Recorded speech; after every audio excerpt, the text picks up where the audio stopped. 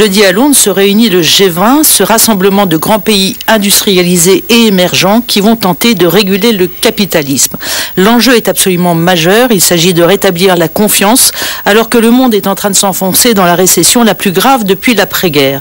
Alors on sait que plus les acteurs sont nombreux autour d'une table, plus le consensus est difficile à trouver. Peut-on malgré tout être confiant dans le résultat de ce sommet? Nous allons en discuter avec vous, Dominique de Villepin, mais avant, une question d'actualité. Oui, faut-il une loi pour encadrer le salaire des patrons? Alors ça fait débat depuis le début de la semaine. 85% des Français, selon un sondage Opinionway, Le Figaro, est favorable à une loi. Le président de la République, Nicolas Sarkozy, préfère un décret qui devrait sortir ce soir, demain, préparé par François Fillon. Que faut-il, Dominique de Villepin?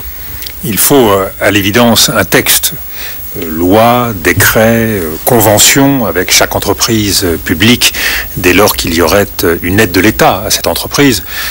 Je dirais que tout cela importe peu. Ce qui est nécessaire, c'est de ne pas faire confiance au simple mécanisme du marché, pas faire confiance aux bonnes volontés, même si elles sont grandes, parce qu'à l'évidence, nous voyons bien que ça ne marche pas. Quand on regarde les derniers jours de la semaine, quel peut être le sentiment des Français? Une certaine forme de voracité vis-à-vis d'indemnités de départ, vis-à-vis de stock options, une certaine injustice devant le fait que seuls les mieux placés, les plus haut gradés dans l'entreprise semblent pouvoir ainsi bénéficier de ces faveurs. Donc je crois qu'à l'évidence, il faut corriger cela. Mais il ne faut pas le faire sur la simple base de l'humeur. Il faut le faire à partir de principes. Et vous me permettrez de poser deux idées simples. D'abord, les stock options, puisque c'est largement d'eux qu'il s'agit, les stock options sont censés évoluer en fonction du cours de bourse. Est-ce qu'il est normal qu'un patron ait une rémunération complémentaire en fonction de la simple évolution de son cours de bourse, qui peut dépendre de bien d'autres facteurs que de la simple bonne gestion? Je crois que s'il y a rémunération complémentaire, elle doit à l'évidence être assise sur d'autres facteurs plus rationnels. Par exemple, la création d'emplois, par exemple, la création de richesses, par exemple, un comportement vertueux sur le plan environnemental. Donc il faut qu'il y ait une légitimité à cette rémunération complémentaire plus forte. Et je crois qu'il faut qu'il y ait un deuxième principe, au-delà d'une exigence plus vertueuse, il faut que cette possibilité soit offerte à l'ensemble des salariés. J'avais posé les bases de cette règle en 2006, en ouvrant la participation et en permettant notamment la distribution d'actions gratuites. Il n'est pas normal que seuls les dirigeants des entreprises aient accès à cette rémunération complémentaire. Le résultat d'une société, ce sont l'ensemble des parties prenantes, donc y compris les salariés. Donc on doit faire œuvre de justice et de partage au sein de l'entreprise. Alors, est-ce que dans cette tentation de réguler le capitalisme, en tout cas de réguler les rémunérations, est-ce qu'il n'y a pas une tentation d'aller trop loin et finalement décourager la prise de risque, décourager l'entrepreneur, décourager même l'idée de richesse en France ? Alors, je crois qu'il faut évidemment veiller à cela et veiller à ce que le risque puisse être récompensé. Donc il ne faut pas légiférer à tout bout de champ, il ne faut pas Cancelière dit, j'en ai un peu marre des donneurs de leçons, qu'est-ce que vous en pensez? Mais je pense qu'il faut effectivement tirer les leçons de ce qui est devenu une habitude trop forte en France. Chaque fois qu'il y a un problème, on fait une loi, on prend un nouveau texte. Donc je crois qu'il ne faut pas agir sous le coup de la passion. Il faut faire les choses sérieusement. Et je distingue deux situations. La première, c'est la situation particulière dans laquelle nous sommes en France, confrontés à une crise. Que chacun, dans cette crise, fasse œuvre d'esprit moral, fasse œuvre d'exemplarité. Ça me paraît normal. Et je pense que cela doit faire l'objet du débat politique, du débat aussi entre les grands acteurs économiques, les partenaires sociaux, le MEDEF. Chacun doit être conscient du fait que dans cette période, il faut faire preuve de retenue. Mais comme à l'évidence, nous voyons que cela ne suffit pas, il faut faire en sorte que des excès puissent être sanctionnés. Que l'on pose la règle, qu'une entreprise qui bénéficie de fonds publics, d'une façon ou d'une autre, puisse effectivement inciter ceux qui dirigent cette entreprise à une relative vertu, ça me paraît être une bonne chose, même si nous le verrons avec le décret, c'est quelque chose de compliqué. Est-ce que l'on considère, par exemple, que les bénéficiaires de l'État sont concernés, ou aussi peut-être les bénéficiaires du fonds stratégique. Jusqu'où va-t-on pour délimiter la règle? Est-ce qu'on étend aux entreprises qui licencient ou pas? Oui, va-t-on jusqu'à l'ensemble des entreprises publiques, considérant que le domaine de l'État doit être plus vertueux? Votre opinion, plus large possible? Je crois que ça mérite discussion. Je crois qu'il faut, d'un côté, ne pas décourager le travail et le risque. Cela vaut pour les patrons, cela ne vaut pas que pour les patrons. Et une fois de plus, je le dis, il est important de créer une dynamique de participation, d'association. Il faut que tout le monde puisse être partie prenante. Je voyais ce qui me paraît un exemple tout à fait intéressant en Allemagne, chez IG Metall, un nouveau comportement des salariés qui revendiquent, dans la mesure où on leur impose de nouvelles règles, diminution des salaires, davantage de travail, qui revendiquent la possibilité de devenir actionnaire de l'entreprise en contrepartie de l'effort fait.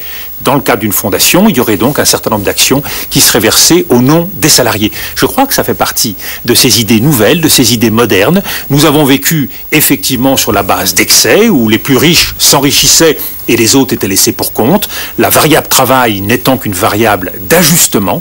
Je crois que les comportements doivent changer. Je crois que dès lors qu'on veut que toute une entreprise puisse se mobiliser pour gagner des parts de marché, pour agir mieux, pour se mobiliser davantage, puis il est normal que chacun puisse avoir sa part de succès. Michel Dumoré. On le sait peut-être pas toujours, Dominique de Villepin, mais vous êtes l'inventeur du bouclier fiscal. Est-ce que vous êtes aujourd'hui favorable à sa mise entre parenthèses, situation exceptionnelle, mesure exceptionnelle? Alors, je veux traiter à 60%, c'est ça, hein? Voilà.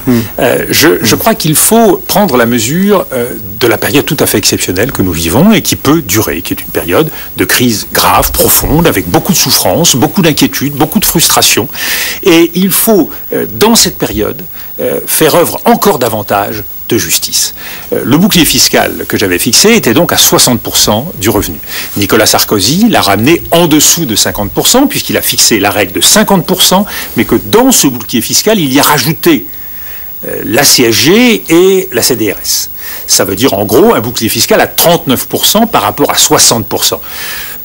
J'ai le sentiment qu'effectivement, il y a un intérêt économique qu'il faut prendre en compte, un équilibre économique qu'il faut préserver. Il est normal que quand on paye des impôts, il y ait une barrière, une limite qui soit fixée.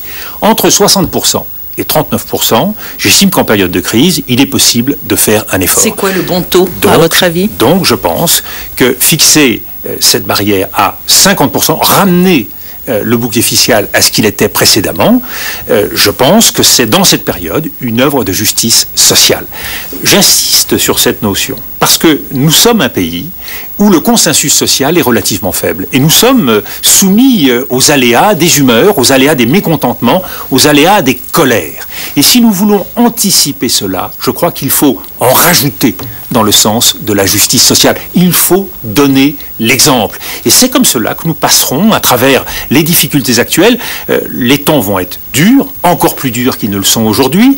Et nous allons devoir, pour sortir dans de bonnes conditions de la crise, nous allons devoir faire bien des efforts supplémentaires. L'exemple, les Français l'acceptent. L'exemple, ça vaut pour les vacances présidentielles aussi, c'est-à-dire... L'exemple vaut pour tout le monde, et en particulier pour ceux qui sont les dirigeants dans tous les domaines, dirigeants sociaux, dirigeants économiques, dans le domaine culturel, dans le domaine politique. Ceux qui ont le pouvoir doivent donner l'exemple. Tout simplement parce qu'il ne faut pas que ceux qui sont en bas et qui souffrent souvent davantage aient le sentiment qu'il y a 2 poids, 2 mesures. Alors Dominique de Villepin, nous allons évoquer le G20 à présent. Dominique Strauss-Kahn, directeur général du Fonds monétaire international, évoque une sortie de crise, a-t-il dit, pour 2010 ? L'année prochaine, donc, vous êtes d'accord avec cette prévision? C'est la bouteille à l'encre. Je crois que 2010, 2011, je le dis depuis un certain temps, la crise est générale et elle sera durable, profonde. Donc, je pense qu'on peut espérer que 2010 marquera une inflexion. Je pense que vraisemblablement, ce n'est qu'en 2011 qu'on pourrait voir les premiers signes d'une amélioration, sachant que pour que nous puissions voir les signes de cette amélioration, il faut une mobilisation générale. Mobilisation générale, ça veut dire mondiale, car nous sommes dans un système qui, aujourd'hui, non seulement connaît la crise, mais connaît des ruptures profonde. La crise, elle est née aux États-Unis, d'un système qui alimentait la consommation par l'emprunt, des bas revenus américains qui ont créé par le biais de la titrisation un phénomène d'hyperconsommation et d'hyperspéculation. Tout cela avec la complicité de la Chine qui exportait ses biens aux États-Unis. Nous avons donc une sorte de duopole qui s'est organisé avec d'un côté ceux qui consommaient trop et de l'autre côté ceux qui épargnaient trop. Tout cela, j'allais dire, sur le dos de la planète. Il faut revenir à un système mieux régulé, mieux organisé.